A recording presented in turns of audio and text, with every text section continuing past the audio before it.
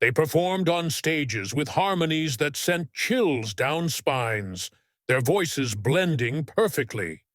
However, behind the hits that went viral and the Grammy Awards, the members of Pentatonix fought silent battles. The world rarely saw these struggles. Fame arrived quickly, but with it came pressure, pain, and a quiet breakdown hidden beneath their polished image. This is the untold story behind the group we thought we knew. They looked unstoppable, five voices creating magic without instruments, redefining a cappella. From winning NBC's The Sing-Off to filling stadiums and earning Grammys, Pentatonix seemed like a dream team, a close family riding the wave of fame. Their stage chemistry sparkled, their smiles spread joy.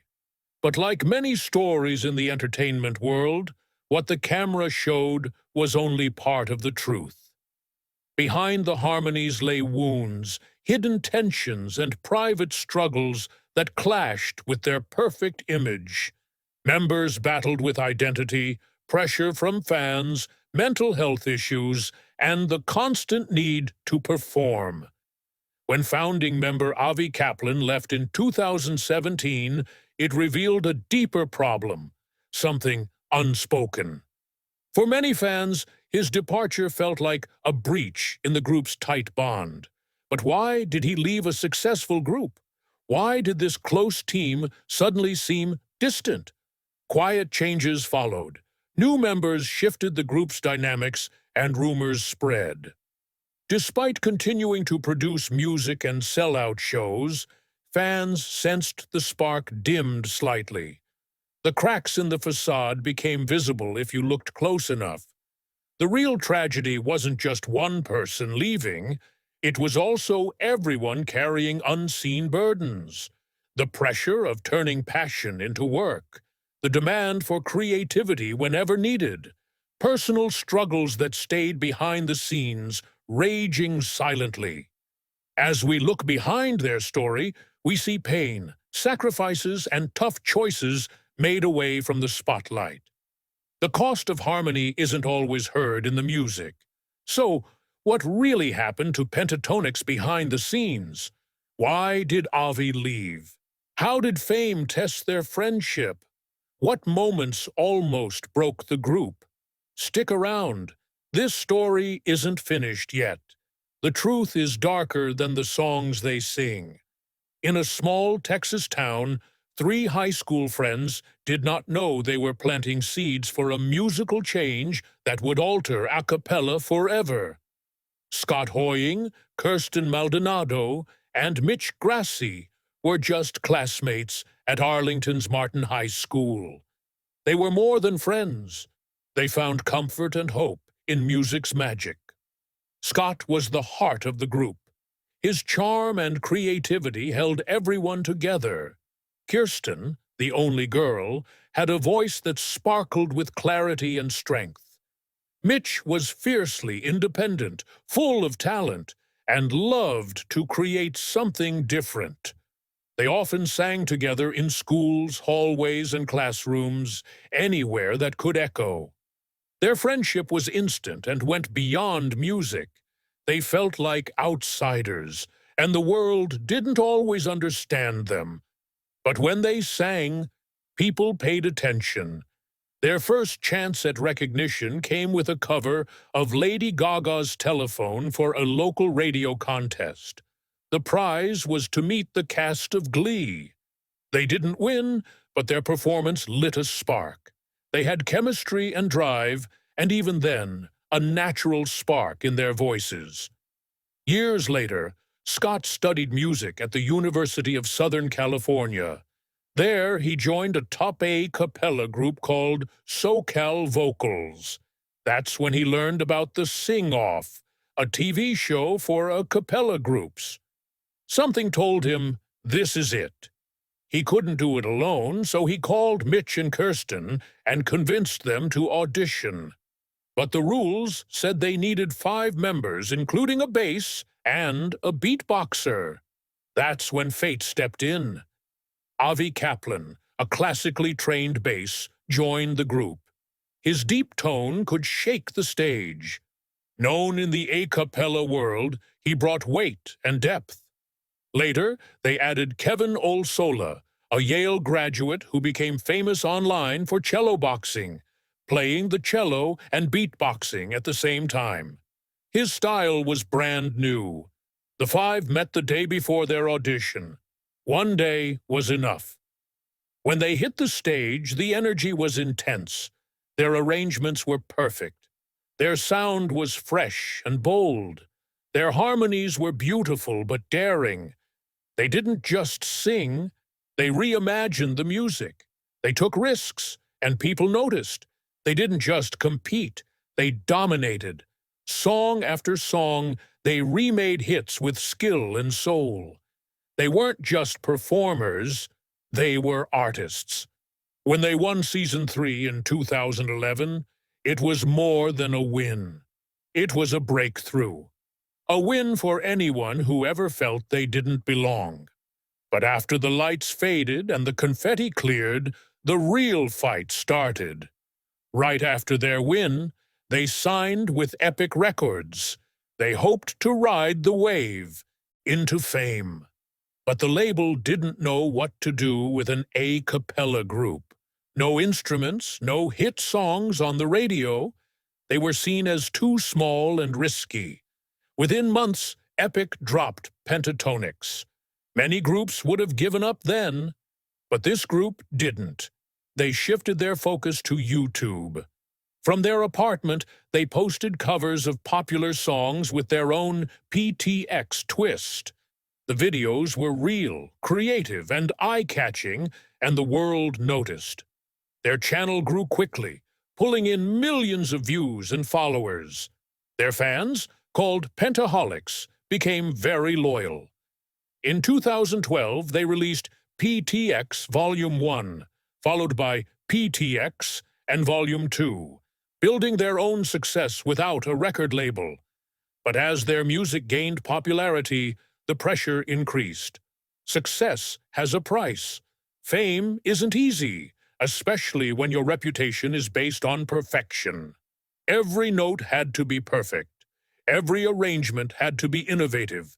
Fans expected magic from them. Avi Kaplan, the steady bass of the group, felt the strain. He was quiet and loved nature, peace, and solitude. The constant touring, social events, and spotlight conflicted with who he really was. He loved the music, but it was taking a toll on him. Finally, in 2017, Avi decided to leave Pentatonix. He announced this through an emotional video that shocked fans. He didn't talk about drama, just exhaustion. He said it was hard not being near his family, not making music he connected with, and missing what he loved about music. Avi's departure was more than just a lineup change. It marked a turning point for the group and their fans. It felt like the end of an era. Avi wasn't just a singer, he was the heart of the sound, giving it warmth. His decision was honest and respectful. Still, it hurt. He simply explained that touring was not good for his soul. He missed the mountains, the calm, and most of all, home.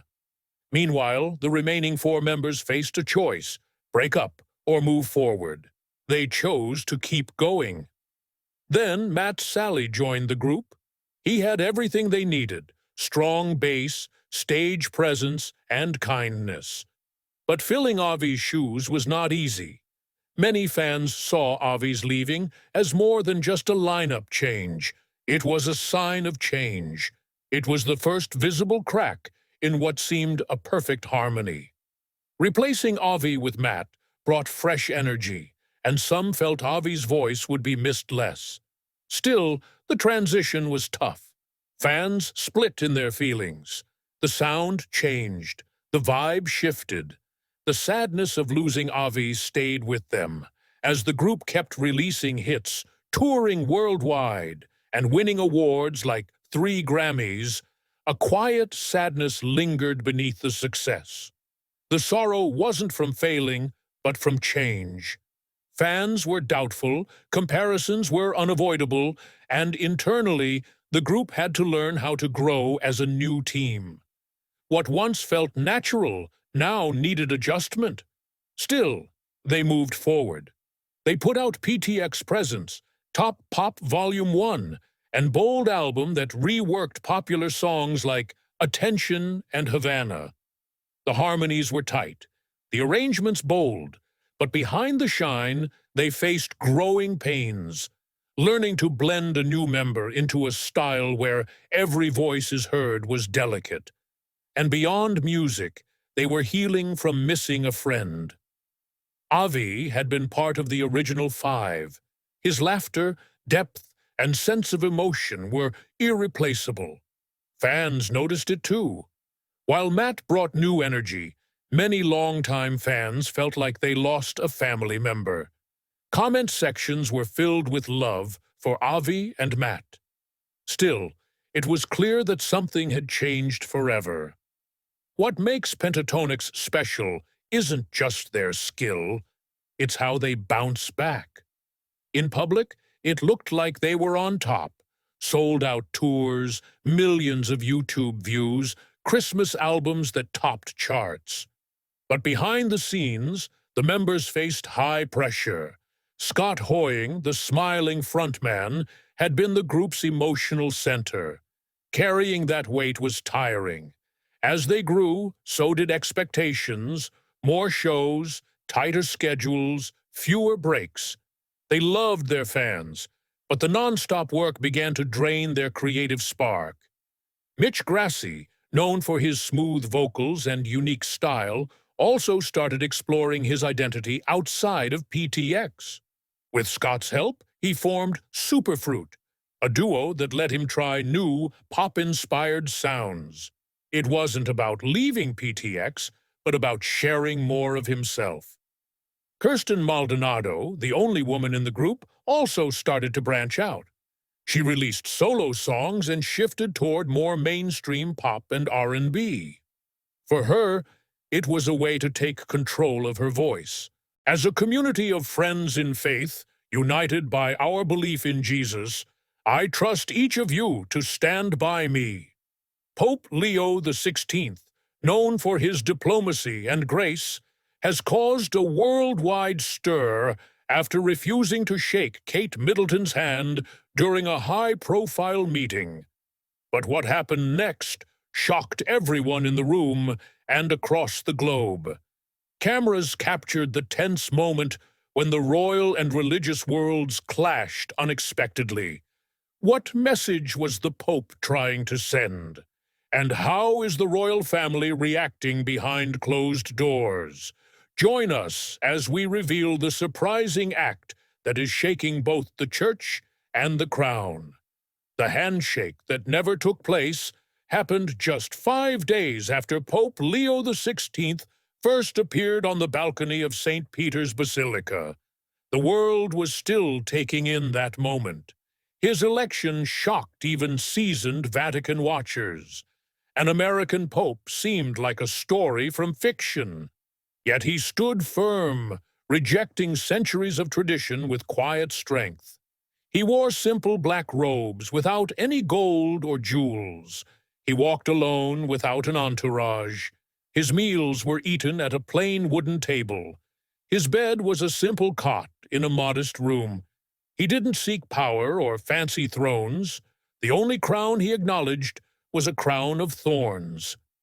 That morning, in the quiet of the Vatican chapel, Pope Leo XVI knelt in silent prayer. Light from stained glass windows danced across the stone floor as he recited a passage from the Gospel of John. Behind him, a Vatican aide approached and bowed his head. "Your Holiness," he said softly, "Catherine, the Princess of Wales, wants to see you. She's on her way to Rome. No official visit or diplomatic forms." The Pope opened his eyes, stood up, and turned toward the altar. "The Duchess of Cambridge?" he asked. "Yes," the aide replied. She wants to speak with you personally and offer her congratulations." Leo brushed dust from his robes and looked at the candles on the altar. After a moment, he spoke calmly. "Prepare the reception area," he said. "The meeting would break normal rules." "Should I inform the press?" the aide asked. "No need," the Pope replied calmly. "The world will hear soon." Meanwhile, high above the Mediterranean, Kate Middleton checked her notes inside a sleek private plane. She was always composed and ready for cameras. She was more than just a royal. She was a global symbol. Her team gathered around her, reviewing her prepared statement. It was meant to be more than a greeting. It was a message of who she was: regal, polished, warm, and fresh. She said the moment was about linking faith and grace, tradition, and now. She wanted that image on every paper. Her stylist adjusted her outfit. Soft ivory, simple pearls, chosen for quiet strength. Her assistant looked a bit worried. "Your Royal Highness, this Pope is different. He likes to break rules. He can be unpredictable." Kate stayed calm, smiling gently. "I am not here to impress him. I am here to meet him." As her plane landed in Rome, whispers spread through Vatican halls. "Princess of Wales seeks a private meeting. No notice given." It's the first talk between royalty and the American Pope. Reporters rushed to cover the story.